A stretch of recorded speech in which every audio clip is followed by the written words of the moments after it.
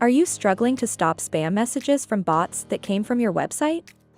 In this video, I will show you how to prevent this using Gravity Forms. In this method, we will use a feature called honeypot instead of a Captcha. Honeypot is a technique of adding a hidden field that is hidden to the user but visible to bots. When the bot adds value to this field, the submission will be ignored, hence the spam will be prevented. To start, create a Gravity Forms form. Or go to the form settings.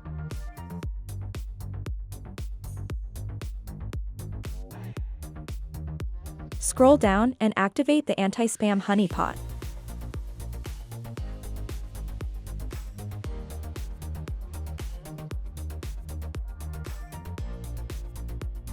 Now, the anti-spam is activated in your form.